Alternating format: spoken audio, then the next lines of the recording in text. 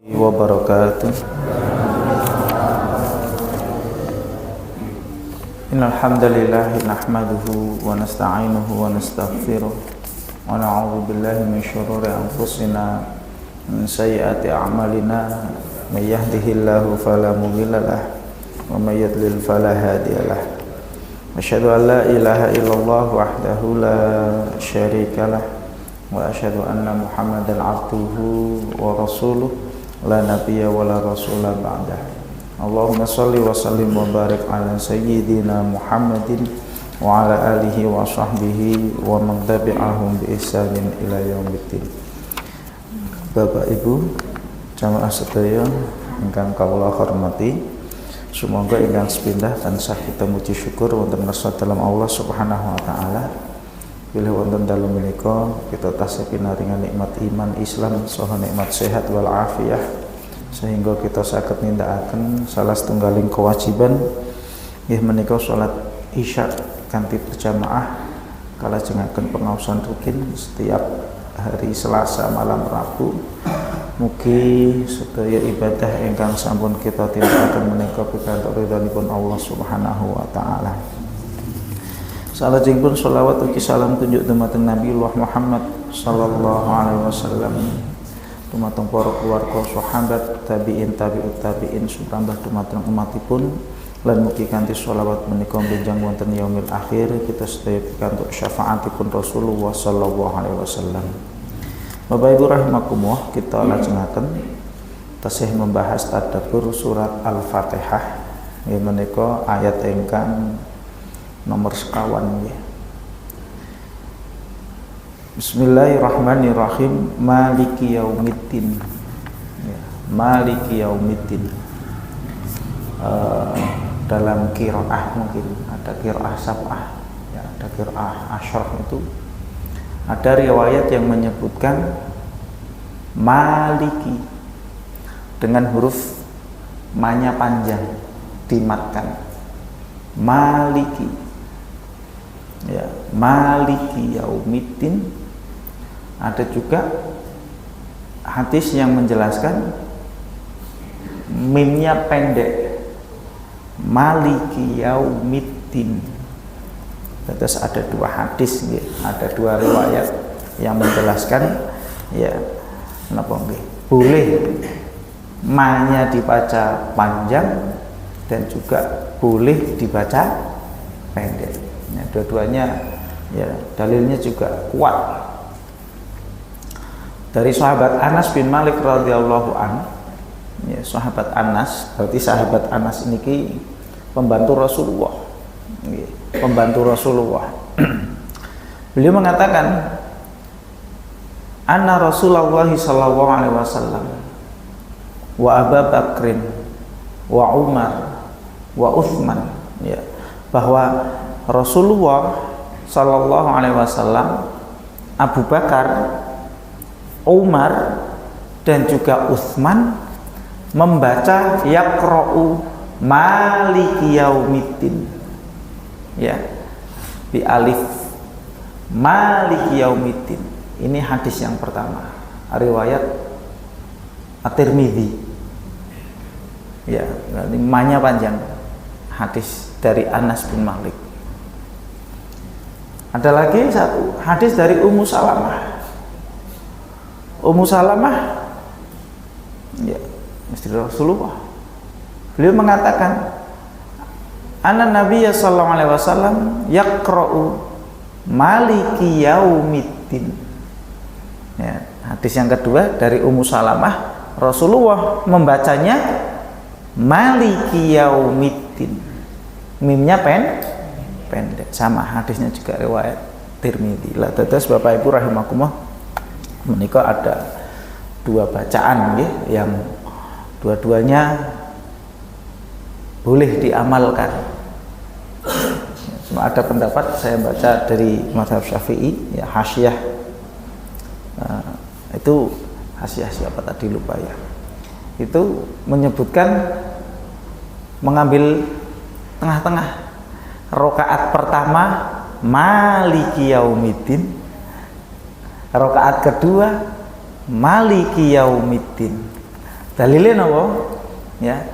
Alasannya adalah karena rakaat pertama itu disunahkan untuk memanjangkan di rakaat pertama dan memendekkan di rakaat kedua. Maksudnya ketika berdirinya itu loh, ketika membaca ayatnya itu kan disunahkan untuk memanjangkan di rakaat pertama. Adapun di rakaat kedua itu lebih pendek daripada rakaat yang pertama. Nah, ini ada pendapat yang mengatakan demikian. Dados monggo menika terkait dengan tata cara membaca Maliki Yaumiddin dengan memanjangkan huruf mim atau memendekkan. Jadi dua-duanya ada. Lah Bapak Ibu rahimakumullah, secara makna Maliki Yaumiddin ya, apabila kita lihat terjemahan ya dalam Al-Qur'an kita, Maliki Yaumiddin berarti di sini yang menguasai hari pembalasan. Ad-din, Ibnu Abbas radhiyallahu an, Abdullah bin Abbas mengatakan Yaumuddin yaumul hisab wal jaza. Ya. Yaumuddin yaumul hisab wal jaza. Yang dimaksud dengan yaumuddin yakni hari pembalasan adalah hari di mana besok ya kita semua manusia itu akan dihisab. Dihisab itu dimintai pertanggungjawaban apa yang sudah kita perbuat. Wa yaumul jaza, dan juga hari pembalasan. Artinya setiap kita, semua manusia Bani Adam, mereka akan mendapatkan balasan. Fa in khairan fa khair wa in syarran fa syarr. Kalau yang dilakukan itu adalah kebaikan, maka balasannya adalah kebaikan. Sedangkan kejelekan Allah balas juga dengan kejelekan. Nah itulah. Jadi disitulah Allah Subhanahu Wa Taala itu maha adil. Ya, Allah itu punya sifat yang namanya adil. Allah itu adil. Yang baik dibalas dengan baik, yang jelek dibalas dengan jelek. Maka Bapak Ibu rahimakumullah, dalam Maliki Yaumiddin ini menegaskan 4 perkara. Ingkang sepindah bilih Maliki Yaumiddin bahwa hari kiamat itu akan benar-benar ada. Gitu. Terus ini menjadi keyakinan kita, ya, termasuk keyakinan rukun iman kita kan, meyakini ya datangnya hari akhir. Antu'minu billahi wa rasulihi ya, wa tu'minu bil malaikati wa kutubihi wa rusulihi wal yaumil akhir, dan hari akhir, hari kiamat maksudnya. Terus ini ya dalam ayat ini juga ya menegaskan bahwa hari kiamat itu akan benar-benar ada. Ya, bahkan kan dulu pun isune 2012 kiamat. Nyatane ngantos sakniki riyen rame nggih enten berita pinten nggih 2019 pas corona. Pas corona kiamat wis menungsone kenging virus sedaya kiamat saja semacam-macam. Dulu ada sampai ada filmnya kalau tidak salah gitu. Kiamat 2012 semacam-macam ya. Saya baca berita itu di Rusia itu membuat kapsul itu pesawat anti kiamat. Ngantos damel apa? Pesawat anti kiamat. Maksudnya pesawat anti kiamat pripun? Sok nek bumine meledos numpak pesawat mabur ning dhuwur. Wah, dikirane apa ngoten niku. Jadi waktu rame-ramenya saya baca berita itu, waktu rame-ramenya 2012 kiamat itu, sampai Rusia itu ya membuat pesawat anti kiamat. Jadi ya regane larang. Sing iso tuku sing duwe duit ngene. Mergo napa? Sok nek bumine meledos iso mabur. Nah, kan nek mabur dhewe, nek kedadean mabur dhewe liyane wis ora eneng dhewean ngene. Nek semisal kedadean tenan iso mabur ngoten wis liyane pun mboten enten dhewean ngoten niku. Wow, terus niki menjadi keyakinan kita. Nggih, hari kiamat itu benar-benar ada. Lah kapan? Wallahu a'lam bishawab. Nah, gitu ya. Rasulullah niku nggih nate ditanglet kalian Arab Badui. Ya Rasulullah, mata sa'ah. Rasulullah ditanyai, Rasulullah kapan kiamat? Rasulullah mboten bisa jawab. Nggih. Mata sa'ah. Jadi eneng wong tekok sing ditekokke kiamat. Ya Rasulullah, kapan kiamat? Rasulullah balas jawab, dibalas. Sing wis mau siapke apa kan itu nggih. Apa yang sudah kamu siapkan kan gitu. Kan gitu. Lah yang kita pikirkan itu apa yang sudah kita persiapkan. Cara kiamat ki kapan waktune mesti terjadi. Tinggal kita ini fokus untuk mempersiapkan. Nah nggih. Terus zaman sakniki cara-cara wong wis mboten enten wedine napa kiamat ki nggo gawe dolanan. Nggih, kiamat ki gawe kayak ditulisi panitia hari kiamat ini. Eneng bocah ini rada celelekan gawe kaos tulisannya panitia hari kiamat. Kayak ketuane sapa, bendaharane sapa, kayak danane pinten itu. Iki kan gue celelekan kaos belakang ditulis panitia hari kiamat. La haula wala quwata kan berarti ya, kayak sudah bukan nggih. Padahal wonten salah setunggaling tabiin. Beliau niku namine Ali bin Fudail bin Iyad niki kula nate nyampeaken nggih ngimukaken mawon. Ali bin Fudail bin Iyad niku menawi mau surat Al-Qari'ah niku nembe mawon Al-Qari'ah niku langsung pingsan. Nggih, amargi napa? Terbayang dalam benaknya hari kiamat, ngeri. Hari kiamat menakutkan. Nah itu. Sampai beliau itu bayangin takutnya hari kiamat, beliau pingsan. Ya, ambruk ngeten niku. Sadar itu melanjutkan ayat selanjutnya, pingsan lagi. Saking takutnya. Lah niku. Terus niku. Lajeng ingkang nomor kalih bilih Bapak Ibu rahimakumullah. Maliki yaumiddin menika menegaskan bilih semua amal yang dilakukan oleh anak Adam akan dibalas oleh Allah Subhanahu wa taala. Niku kados ngendikane Abdullah bin Abbas menika ya, bahwa setiap manusia itu akan mendapatkan ya jaza ataupun balasan dari setiap apa yang diperbuat. Apabila yang dilakukan baik, maka Allah akan membalas dengan kebaikan. Yang berbuat jelek, maka Allah juga akan membalas dengan kejelekan. Artinya ini juga memberikan kabar gembira bagi orang yang mau berbuat baik dan juga peringatan bagi mereka para orang-orang yang berbuat kejelekan. Ya. Nah ini kan yang tidak diyakini oleh orang-orang apa ya, mungkin orang-orang ateis, ya orang-orang yang tidak beragama. Anggapannya nek wis bar mati bar. Itu ora, malah bar mati ini urusannya tambah menakutkan. Nah kan ada sebagian orang, mereka orang-orang yang tidak beragama niku anggapannya nek wis bar mati bar. Mula enten sing ngendikan urip iki mung sepisan, mbok nggo seneng-seneng. Nah itu. Kan ada yang ngomong sampai kayak gitu.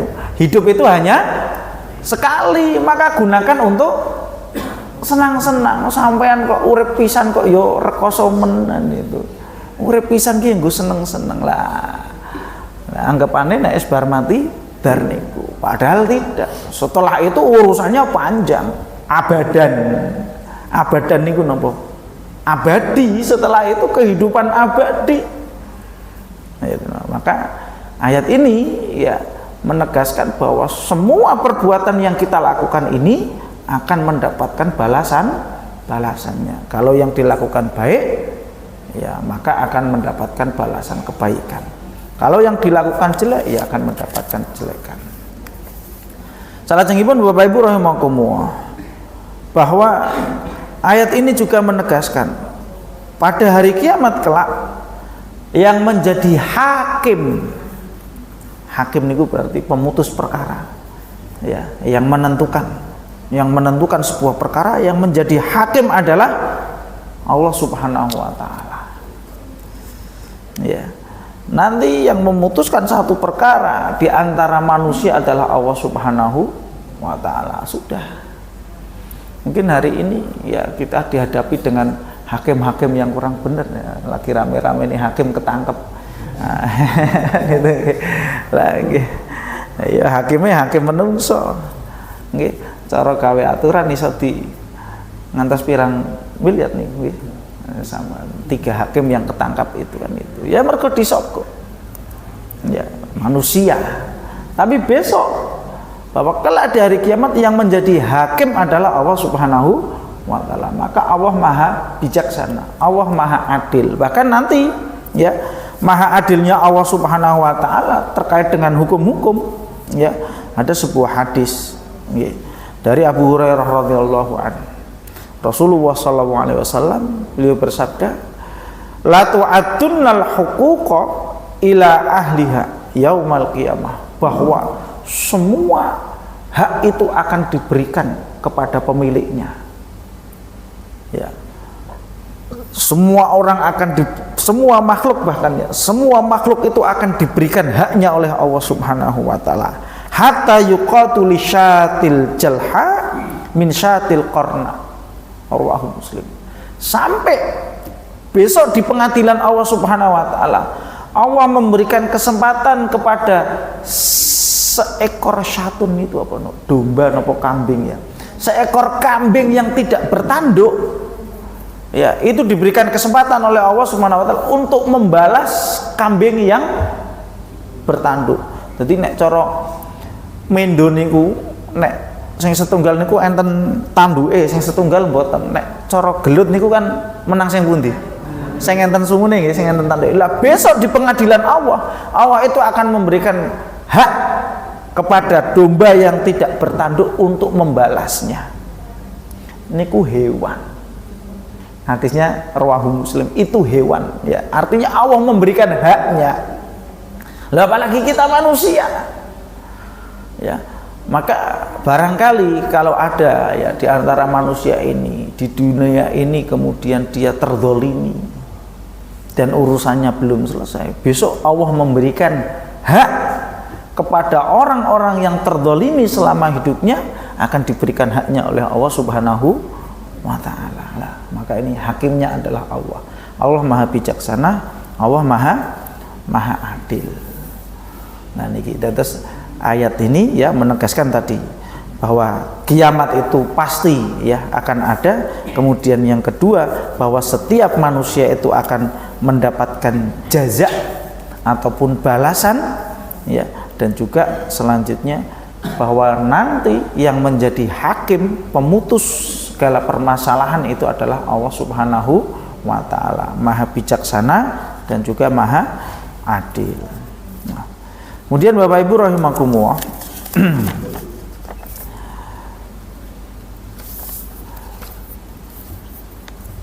dalam ayat ini juga ya,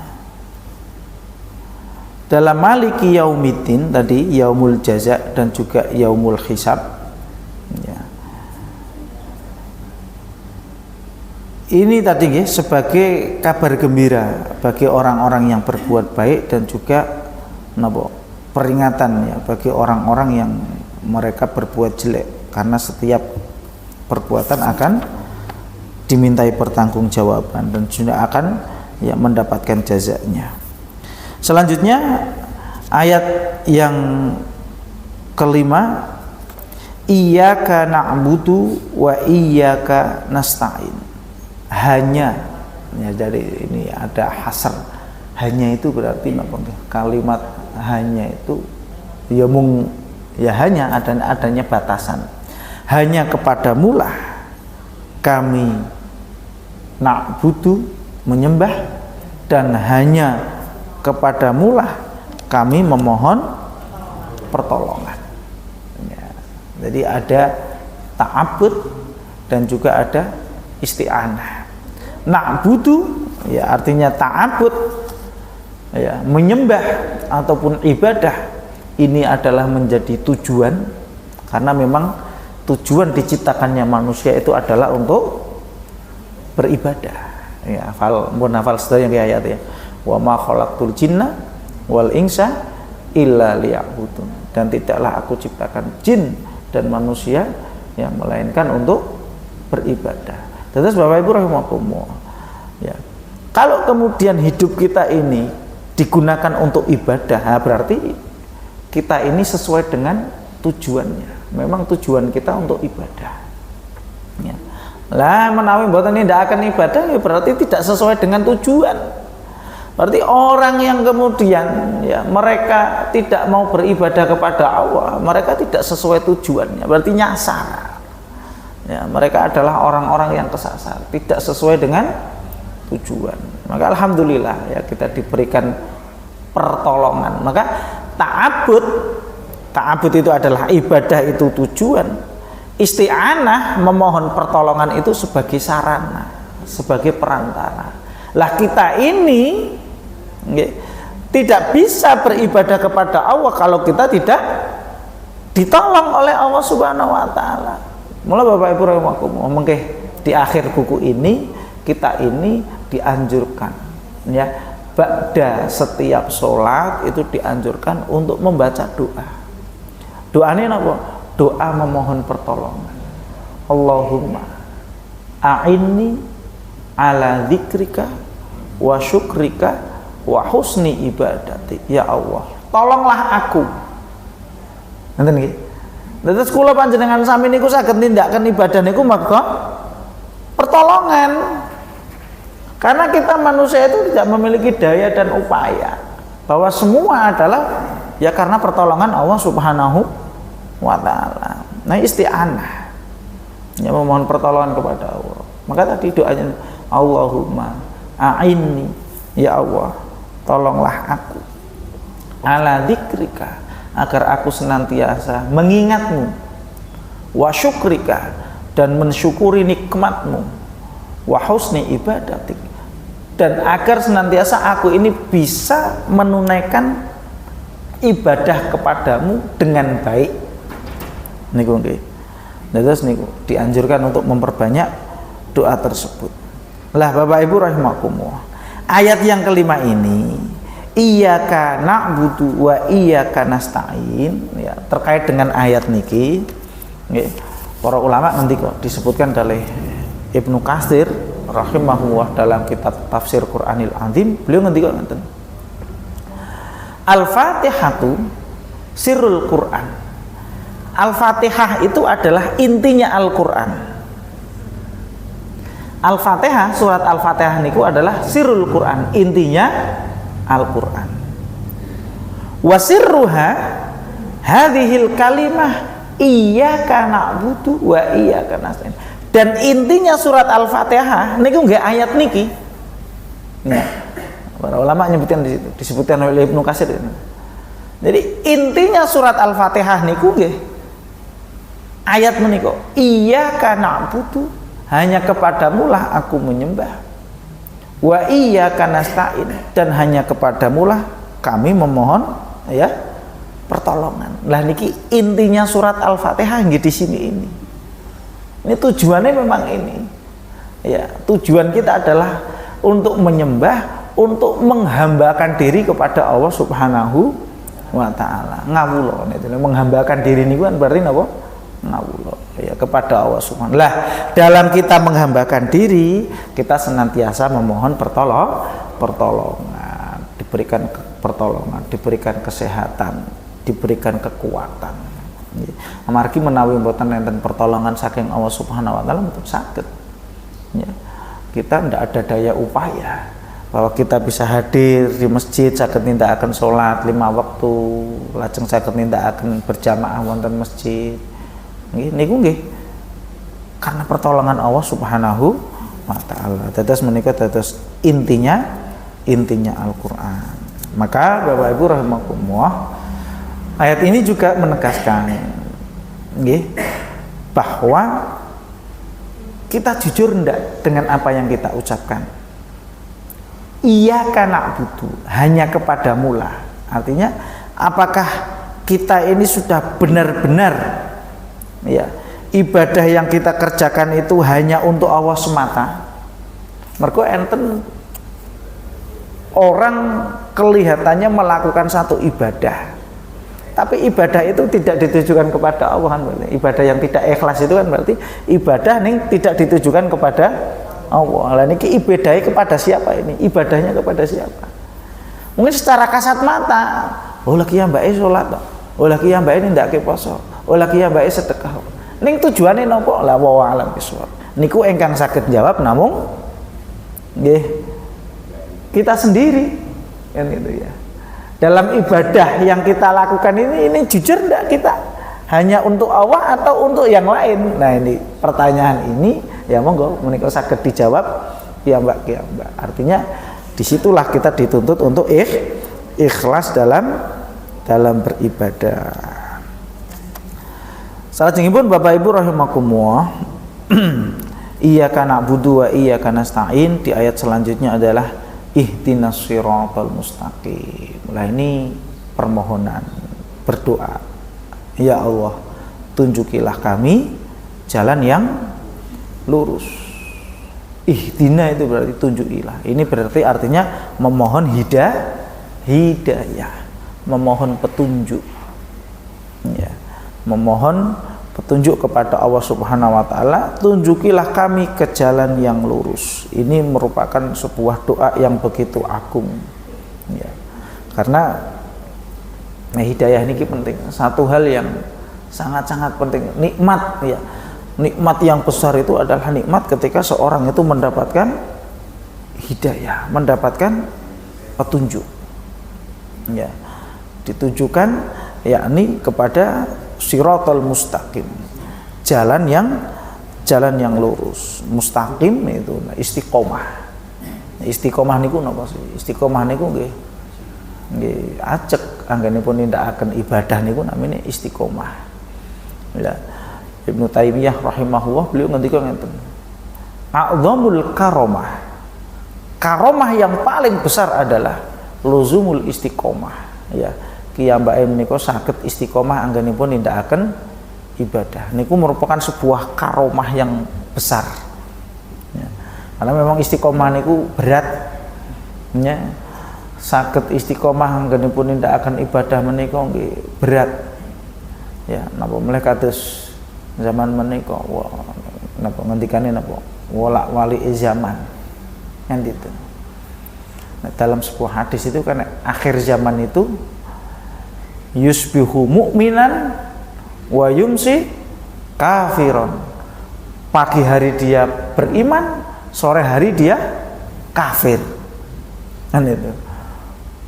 Wa yumsi mu'minan wa yusbihu kafiron ya. Sore dia beriman, paginya dia kafir. Ya mergo napa? Wala-wali zaman. Ya mergo wala-wali zaman. Maka ihdinas siratal mustaqim. Ya Allah, tunjukilah kami jalan yang lurus. Lah dalam mentafsirkan jalan yang lurus para ulama macam-macam. Ada yang dimaksud dengan jalan yang lurus itu adalah agama Islam. Ada yang mentafsirkan jalan yang lurus itu adalah Al-Qur'an. Ada yang mentafsirkan jalan yang lurus itu adalah kebenaran. Ya, semuanya itu ya maknanya hampir sama. Itu mustaqim itu jalan yang benar. Ya, jalan yang benar. Lah jalan yang benar itu jalannya siapa? Ya, siratal ladzina an'amta 'alaihim. Yakni jalannya orang-orang yang engkau berikan nikmat kepada mereka. Lah dalam menafsirkan ini, ya dalam menafsirkan ini Ibnu Katsir rahimahullah, orang-orang yang diberikan nikmat niku sinten? Al-anbiya, yakni para nabi, wasiddiqin, orang-orang yang jujur, wasyuhada, ya orang-orang yang syahid, ya, wassolihin dan orang-orang soleh. Jadi kita memohon kepada Allah agar diberikan hidayah istiqomah ya, agar diberikan hidayah kepada jalan yang benar. Lah jalan yang benar itu jalannya siapa?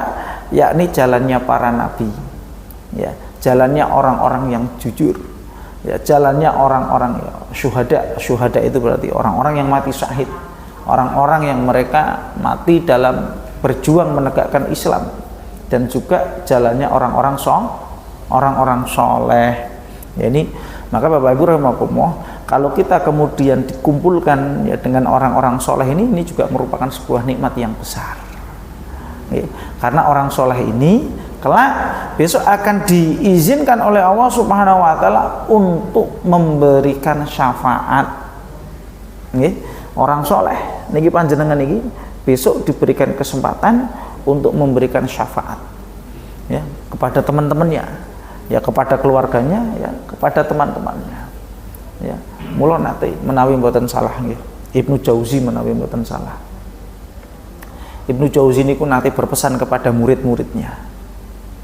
Ya, ini termasuk mungkin ya saling berpesan ya. Kalau panjenengan sami saling berpesan. Ibnu Jauzi itu pernah berpesan, besok kalau di akhirat, kata Ibnu Jauzi, kalian tidak melihat aku di surga, tolong cari saya di neraka, minta kepada Allah untuk ya dientas dari neraka. Nah itu jadi bisa saling memberikan syafaat.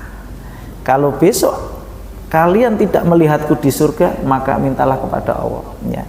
Cari saya di neraka, jazakumullah. Ya, minta kepada Allah ya untuk diangkat dari neraka. Masya Allah. Nah, ini merupakan sebuah nikmat yang besar ya. Bisa berkumpul dengan orang-orang soleh ya. An'amta alaihi, nikmat ya, yakni diberikan jalan ya tadi jalannya para nabi, orang-orang siddiqin, orang-orang yang jujur, syuhada dan juga sholihin.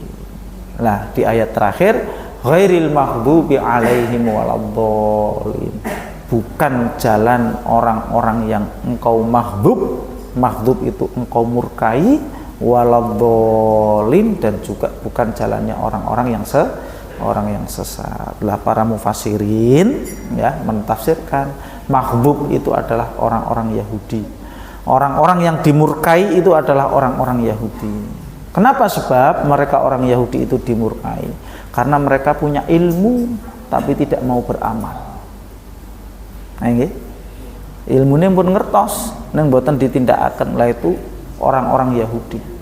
Mereka tidak beriman, mereka tahu ilmunya, mereka tidak meyakini bahwa disebutkan dalam kitab-kitab mereka kelak akan ada seorang nabi. Ngerti bila akhir zaman itu besok akan ada seorang nabi, tapi mereka tidak mau mengikuti nabi, yakni Nabi Muhammad. Nah, maka mereka adalah orang-orang yang dimurkai oleh Allah Subhanahu wa taala.